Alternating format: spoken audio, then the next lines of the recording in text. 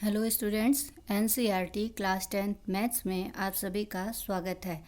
आज हम प्रश्नावली 14.4 का क्वेश्चन नंबर 3 सॉल्व करेंगे, जिसके अंतर्गत हम से अधिक प्रकार का बंटन बनाएंगे और उसमें तोरण वक्र खींचेंगे। इससे पहले वाले वीडियो में मैंने आपको से कम प्रकार का तोरण वक्र खींचना बता दिया था, उसको भी आप अच्छे से रीड आउट कर लें। तो क्वेश्चन नंबर 3 देखिए कि इसके अंदर आपको दिया गया है कि निम्नलिखित सारणी किसी गांव के 100 फार्मों में हुआ प्रति हेक्टेयर गेहूं का उत्पादन दर्शाता है। उत्पादन आपको दिया है 50 से 55, 55 से 60, 60 से 65, 65 से 70, 70 से 75, 75 से 80 के अंतराल में। सभी में 5-5 का अंतराल है। फार्मों की संख्या यानी बारंबारता अपने को दे रखी है यहाँ पे 2, 8, 12, 24, 38 और 16। इस बंटन को अधिक के प्रकार के बंटन में बदलना है सबसे पहले, और उसके बाद में हमें इसमें तोरण वक्र भी खींचना है।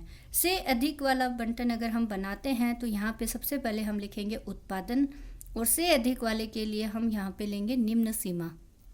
50 और 55 की निम्न सीमा क्या है अपनी? 50। तो 50 के बराबर या अधिक, हम डायरेक्ट 50 से अधिक भी लिख सकते हैं। 50 से अधिक कुल कितनी बारंबारता है अपने पास में, कुल कितने फर्मों की संख्या है वो देखिए। तो 50 और 55 के बीच में है 2, 55 से 60 के बीच में है 8, 60 से 65 के बीच में दे रखा है अपने को 12, 65 से 70 के बीच में 24, 70 से 75 के बीच में 38, 75 से 80 के बीच में 16। तो इस तरह से मैं ये कह सकती हूँ कि 50 से अधिक जितने भी फर्मों की संख्या है वो सारी ऐड हो जाएंगे, यानी कि 2, 8, 12, 24 और 38 और 16 इन सब को हम जोड़ेंगे तो अपने पास में कितना आ जाएगा? 100। तो इस तरह से 50 से अधिक कितनी आ गई? 100 आ गई। इसी तरह 55 या 55 से अधिक कितनी आएगी? देखो 55 से अधिक यानी कि हम 8, 12, 24, 38 और 16 इन सबको जोड़ लें, या फिर इनका सबका जोड़ अगर 100 आया है तो उसमें से 2 घटा दें तो अपने पास में कितना आ जाएगा? 98। इसी तरह से 60 के बराबर, 60 से अधिक, 60 से अधिक मतलब 12, 24,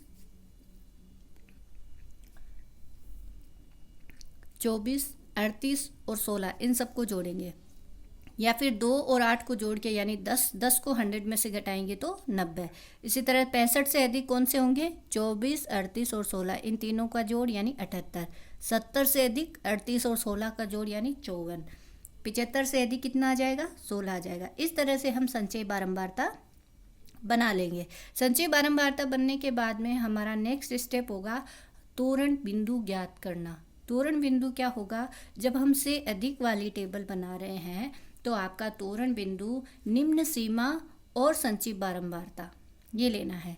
तो निम्न सीमा अपने पास 50 है और इसके अंतर्गत संचयी बारंबारता 100 है। तो 50 और 100, 55 और 98, 60 और 90, 65 और 78, 70 और 54, 75 और 16। इस तरह से हम तोरण बिंदु बना लेंगे। इसके बाद में हम तोरण वक्र खींचेंगे। तो तोरण वक्र के लिए सबसे पहली चीज़ हमें ये पता होना चाहिए कि ये जो बिंदु होते हैं वो एक्स एक्स और वाई एक्स पर हमें किसको लेना है। तो एक्स एक्स पर हम लेंगे निम्न सीमा, किसके लिए? से अधिक वाली टेबल के लिए, और वाई एक्स पर हम लेंगे संचयी बारंबारता। तो देखो निम्न सीमा ये हम एक्स एक्स पर ले लेंगे, तो यहाँ हमने लिख लिया निम्न सीमा, और इधर वाई एक्स पे हम ले लेंगे संचयी बारंबारता जो हमने यहाँ पे लिख दी। एक्स एक्सिस और वाई एक्सिस के प्रतिच्छेदन बिंदु को हम मूल बिंदु 0 से डिनोट करेंगे। इसके बाद में जब निम्न सीमा लेंगे तो निम्न सीमा के अंतराल को देखें तो निम्न सीमा आपको दे रखा है 50 से 75 के बीच में, यानी कि सभी में 5-5 का अंतराल है। तो हम सभी में यहाँ पे कुछ डॉट्स लगा देंगे और उसमें डिनोट कर देंगे 50, 55, 60, 65, 70 और 75। तो 0 से 50 के बीच में अंतराल हो गया 50 का, और 50 और 55 के बीच में अंतराल हो गया 5 का। इसका मतलब ये अंतराल इक्वल नहीं है। तो इक्वल करने के लिए इसको हम यहाँ से 0 से 50 के बीच में हम यहाँ पे एक ब्रेक कर देंगे, यानी इस तरह से एक लाइन खींच देंगे। इसका मतलब ये यहाँ से ब्रेक हो चुका है। अब आपका ग्राफ सही है। अगर आपने ये ब्रेक नहीं किया है तो इसका मतलब ये हुआ कि आपने 0 और 50 की जो अंतराल दूरी ली है वही 50 और 55 के बीच की ले ली, जो कि गलत होगा। तो इसे आप ध्यान दें सभी बच्चे। फिर इसके बाद में वाई एक्स पे देखो अपने पास में दे रखा है निम्न है 16 और अधिकतम मान है 100 का। तो हम यहाँ पे 10-10 का अंतराल ले सकते हैं। तो इस तरह से हम 10 डॉट्स लगा देंगे, 1 2 3 4 5 6 7 8 9 और 10, और इन सभी का अंतराल लिख देंगे 0 से 10 20 30 40 50 60 70 80 90 और 100। इस तरह से हम डॉट्स लगा देंगे। अब हम डिनोट करेंगे सबसे पहले वाले बिंदु को, जिसमें x का मान है 50 और y का मान है 100। x का मान 50 ये रहा और y का मान 100 ये रहा। तो हम इधर से थोड़ा डॉट डॉट करके और इधर से हम स्केल की सहायता से डॉट डॉट करके बनाएंगे। तो ये अपने पास में आ जाएगा। आपको यहाँ पे डॉट डॉट ही करना है। और ये वाला बिंदु अपना क्या हो गया, 50 और 100 का। अगला बिंदु है अपना 55 और 98। तो 98 कहाँ होगा, 90 और 100 के बीच में 95 है, 100 से थोड़ा सा कम। और इधर से हम इसको ले लेते हैं 55 को, इस तरह से डॉट डॉट करेंगे और ये करेंगे। और यहाँ पे अपने पास में बिंदु आ जाएगा 55 और 98 का। अगला बिंदु है 60 और 90। 60 ये रहा और 90 अपने पास में ऑलरेडी दे रखा है, डायरेक्ट हम ले लेंगे और 60 वाले बिंदु पे हम ऐसे डॉट डॉट कर लेंगे। तो ये अपने पास में ये वाला बिंदु आ जाएगा 60 और 90 का। अगला है 65 और 78। 78 का होगा 70 और 80 के बीच में 75 है। 75 से जस्ट 3 छोटे छोटे डॉट्स अगर हम काउंट करते हैं तो ये आपका हो जाएगा 78। इसी तरह से ये हो गया 65। तो ये वाला बिंदु अपना हो जाएगा 65 और 78 का।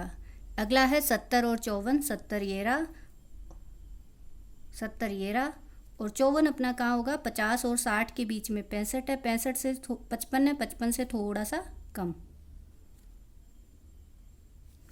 और इस तरह से ये आ जाएगा 70। तो ये अपने पास बन गया। अगला है 75 और 16। तो 16 कहाँ होगा, 10 और 20 के बीच में कहीं 15 है और 15 से जस्ट थोड़ा सा ऊपर 16 होगा। तो इस तरह से हम बिंदु का माप प्रॉपर वे में लेते हुए हल करेंगे। और यहाँ पे अपने पास आ जाएगा 75। तो ये वाला बिंदु अपने पास आ जाएगा 75 और 16 का। ये वाला बिंदु आ जाएगा 70 और 54 का। अब इन बिंदुओं को हम मिला देंगे। जैसे पहला ये दोनों, ये इस बिंदु को इससे मिलाया, इस तरह से मिलाया, इस तरह से मिलाया। तो ये अपना तोरण वक्र हो गया। से अधिक वाले मान के लिए तोरण वक्र हम इस तरह से बनाएंगे। तो देखो बच्चों, एक बात अपने को समझ लेनी है कि से कम वाला तोरण वक्र और से अधिक वाले तोरण वक्र में क्या डिफरेंस है। तो जैसे मैं आपको बता दूं कि अगर हमें इस तरह से एक ग्राफ बनाना है, जो मूल बिंदु है ये एक्स एक्स है, ये वाई एक्स है। इधर तो हमें लेना है संचयी बारंबारता और इधर हमें लेनी है निम्न सीमा और उच्च सीमा, दोनों में से कुछ भी। अब अगर हमारे पास में से कम वाला तोरण वक्र होगा, वो हमेशा किधर जाएगा, यूँ ऊपर की तरफ बनेगा। ये कौन सा वक्र बनेगा, से कम वाला। और हमेशा से अधिक वाला वक्र कैसे बनेगा, यूँ नीचे की तरफ बनेगा, से अधिक। तो इस तरह से भी हम ध्यान रख सकते हैं कि से कम और से अधिक वाले ग्राफ को हम किस तरह से डिनोट करेंगे। तो आप बाकी के सवाल इसी तरह हल कर लें। Thank you.